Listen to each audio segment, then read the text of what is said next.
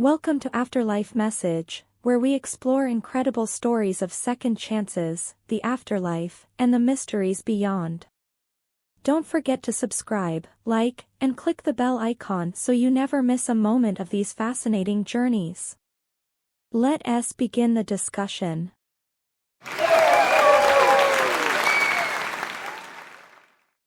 This one really got to me, I gotta say. We're going to be diving into the story of a man named John Smith.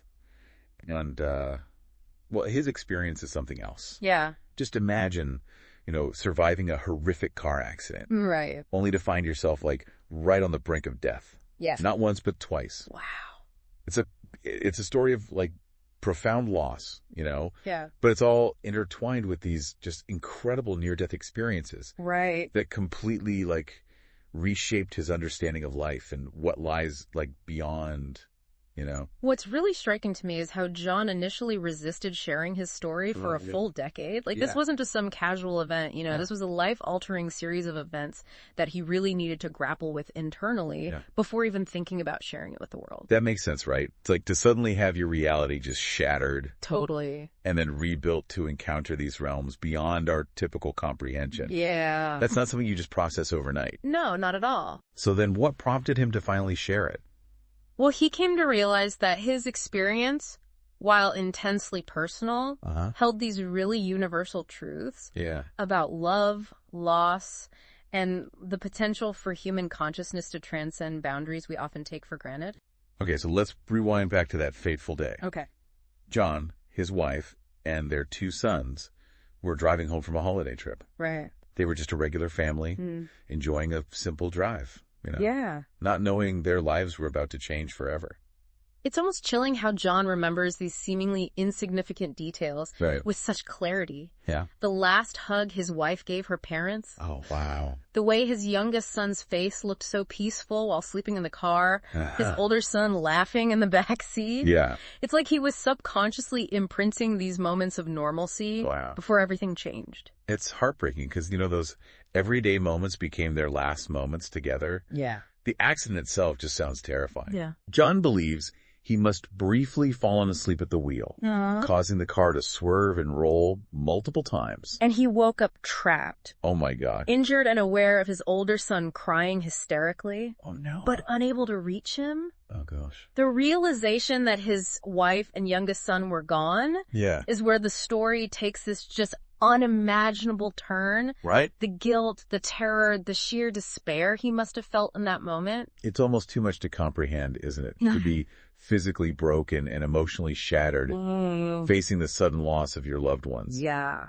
But it was in that darkness that something truly extraordinary happened. John describes this feeling of being enveloped by light. This comforting presence despite all the chaos and pain. Wow. And then he saw her, his wife, standing unharmed and radiating this sense of peace. Wow, like an angel guiding him through this just traumatic transition. Yeah. It's a common thread in near-death experiences. This sensation of being pulled toward a light and encountering loved ones who have passed. Right. What's the prevailing thought on why so many people report similar experiences? Well, there are a range of theories from the purely psychological, suggesting that the brain creates these images as a coping mechanism, to those that propose a genuine separation of consciousness from the body. It's a fascinating field with no definitive answers yet. Right. And regardless of the explanation, Yeah. the impact on the individual is undeniable. Oh, absolutely. It's not just hallucinations. Right. These experiences profoundly shift their perspective on life and death. Completely. So what happened next? Did John go toward the light? Well, his wife urged him to return, reminding him of their surviving son who needed him. Oh, wow. The decision to go back, to choose life, seems to have been the catalyst for his return to consciousness in the hospital. It's like his intention bridged the gap between that other realm and the physical world. This is where it gets really mind-bending. Yeah. John describes being out of his body while in the hospital, observing everything from this detached perspective. Right. But this wasn't just an out-of-body experience. Really? He was in a state he calls oneness. This oneness wasn't just about observing. Yeah. It was about this really profound connection with everyone around him. Uh-huh. He describes instantly understanding the thoughts, feelings, even past traumas of the hospital staff and other patients. It was like the usual barriers between individuals just seemed to dissolve. So he was experiencing empathy on a whole other level. Yes. Tapping into a shared consciousness, perhaps? Maybe. He mentions a specific encounter with a nurse. Right. Where he instantly knew she had suffered abuse as a child. Yeah.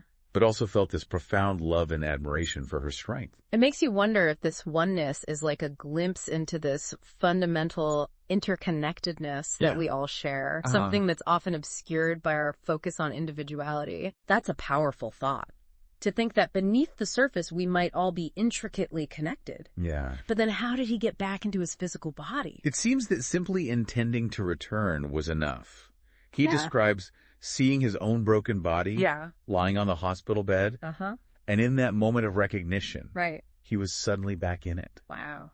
It's as if the act of choosing just pulled him back into that reality. Okay, so he's back in the hospital, facing this long road to recovery. Yeah. And then another twist emerges. Right. The doctor and nurse treating him reported having a spiritual encounter with John's deceased wife.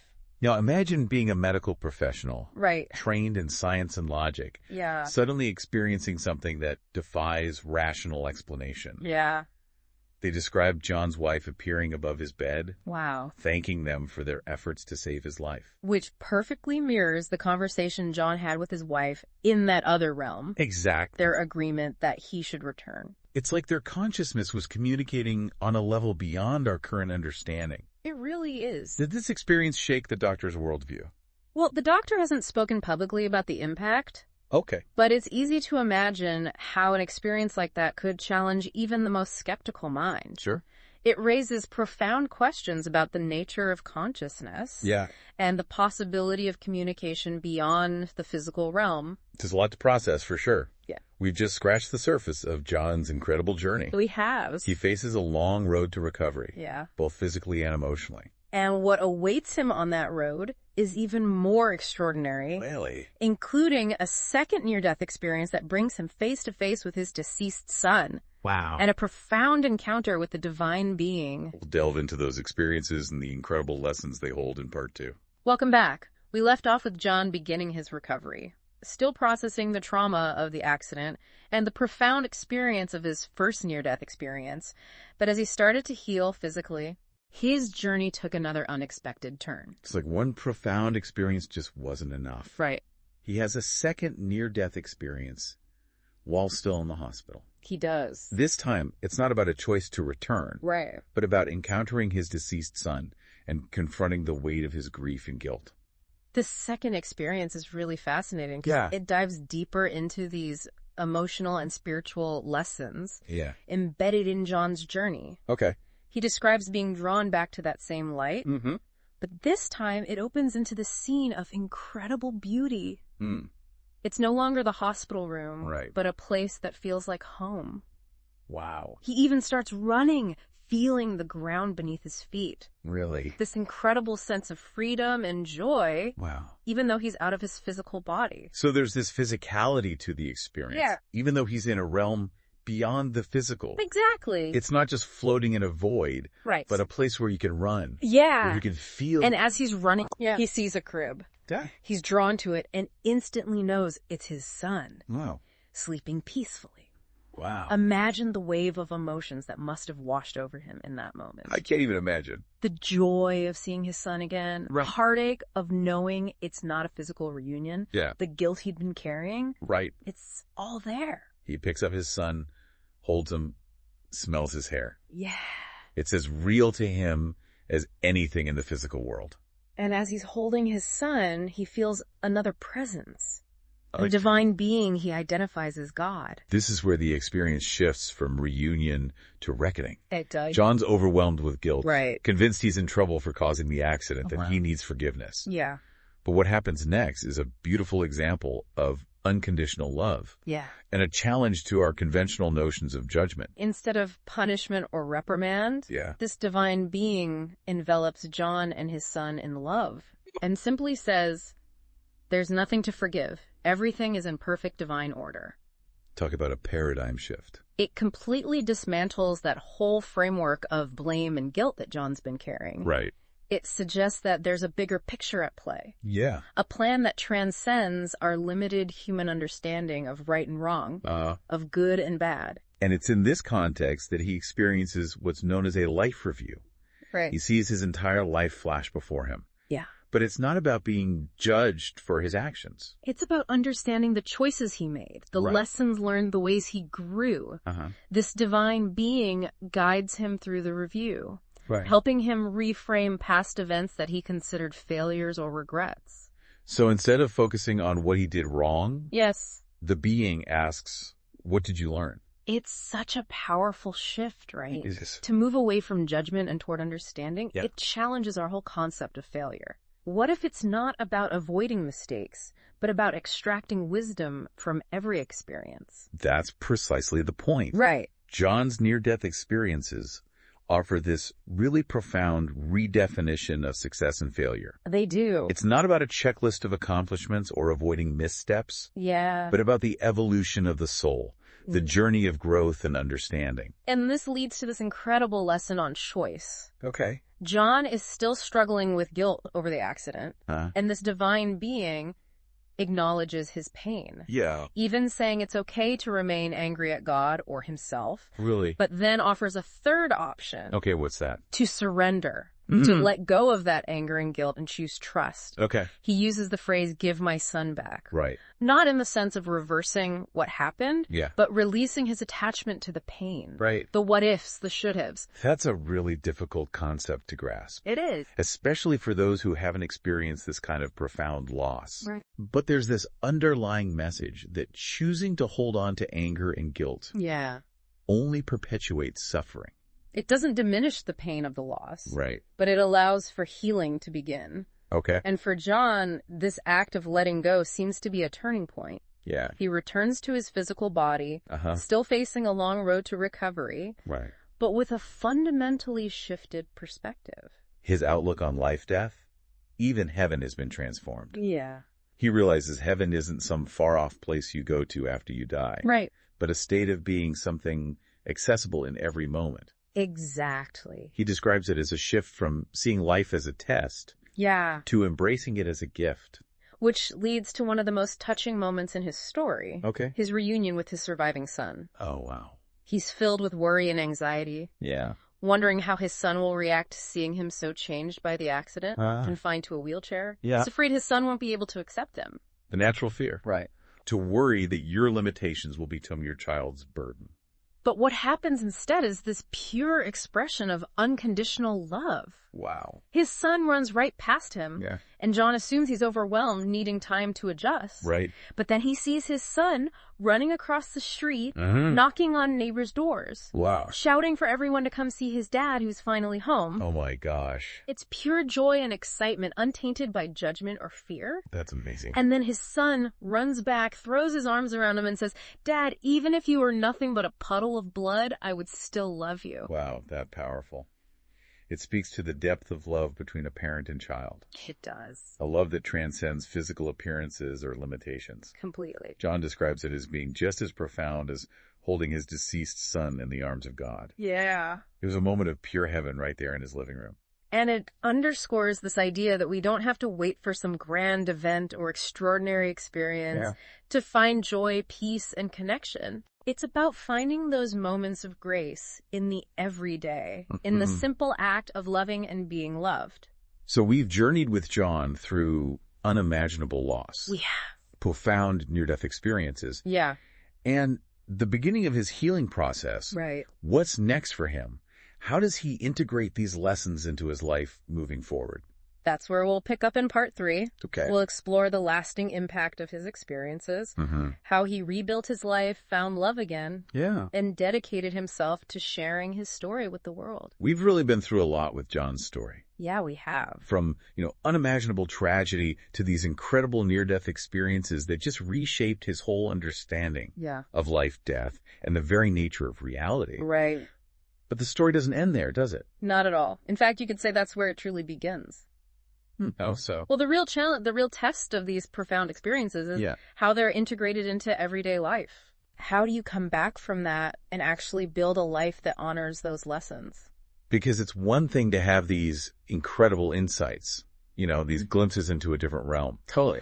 But it's another thing entirely to live them out in the world. Right. Especially when faced with grief loss and the challenges of rebuilding a life that's been shattered. Exactly. Yeah. And for John, this wasn't about erasing his grief. Mm-hmm. He still deeply mourned the loss of his wife and son. Of course. But his perspective on that grief has shifted. How so? Instead of being consumed by it, Yeah. he learned to see it as a reflection of love. Okay. He often says, we only grieve because we love. That's a powerful reframe, isn't it? It is. Because it acknowledges the pain without letting it define the entirety of the experience. Right. It suggests that grief isn't something to be avoided or pushed away. Right. But something to be honored, to be understood as a testament to the depth of our connection with those we've lost. And that connection, that love doesn't just disappear. Right. It transforms. And for John, a part of that transformation involved recognizing the incredible support system he had in his family and community. Yeah. His brothers in particular were instrumental in helping him navigate that long and difficult recovery process. It makes you realize that even when going through something that feels so intensely personal, right, so isolating, yeah, we're not meant to do it alone. We're not. There's strength in leaning on others, allowing ourselves to be supported, to be vulnerable. Absolutely. And that support can come from unexpected places. Oh, yeah. Like where? Well, for John, love re-entered his life in a way he couldn't have predicted. Okay. He met a woman named Tanya, and they fell in love. I love this part of the story. Me too. Because it shows that even after experiencing such a profound loss, even after feeling like a part of you is missing forever, right, it's still possible to open your heart to love again. And what's interesting is that John believes his deceased wife played a role in bringing Tanya into his life. Really? He talks about having after-death communication with his wife. Wow. Where she essentially said he needed a good mom for their surviving son. Wow. It's like she was guiding him from beyond the physical realm. Yeah. Ensuring the well-being of both her husband and son. Right. Does that suggest a level of awareness and interaction from those who have passed on? It's hard to say. Yeah. But it certainly raises questions about the nature of consciousness. And the potential for connection beyond the veil of death. Right. It challenges our linear understanding of life and death, suggesting a more fluid, interconnected reality. And ultimately, John went on to remarry. He did. Adopt 2 more sons and build this beautiful life that honored the memory of those he lost. Yeah. While embracing the love and joy of the present moment. But he didn't just keep these experiences to himself. Right. He felt compelled to share his story. Okay. To inspire others, to offer hope. Yeah. And to encourage people to live more fully, more intentionally. Because what good is a profound experience if it's not shared? Exactly. If it doesn't ripple outward and touch other lives. Right. So what is it that he hopes people will take away from his story? He often says that he doesn't believe he was spared for some grand purpose. Okay. That his purpose isn't about achieving some extraordinary feat. Right. It's found in the simple things. Okay. Watching a sunset, playing catch with his sons, connecting with others. Yeah. Appreciating those everyday miracles that we often take for granted. It's about choosing to see the extraordinary in the ordinary. Right. Recognizing the preciousness of life in every moment. Yeah. And approaching each day with a sense of gratitude. Knowing that life is a gift, not a test. And that, I think, is the most enduring lesson of John's journey. I think so, too. Even in the face of unimaginable loss, there is always the potential for healing, for growth, for love, and for finding meaning in the most unexpected places. Wow. His story is a testament to the resilience of the human spirit and the power of choosing love, even when surrounded by darkness. What a profound journey. And it makes me think about my own life. Yeah. The choices I make and the way I approach each day. Me too. It's a powerful reminder to embrace the present moment. Right. To cherish the people we love and to find those glimpses of heaven in the everyday. It's a reminder that even in the face of our greatest fears, there is always hope. Yeah. There's always the potential for transformation. And that the love we share, the connections we make, those are the things that truly matter. Thank you for guiding us through this incredible story. You're welcome. It's one that will stay with me for a long time. And to our listeners, we encourage you to take a moment to reflect on the lessons we've explored today. What resonates with you? What choices can you make to live more fully, more intentionally, more connected to the love that surrounds you? Until next time, keep diving deep.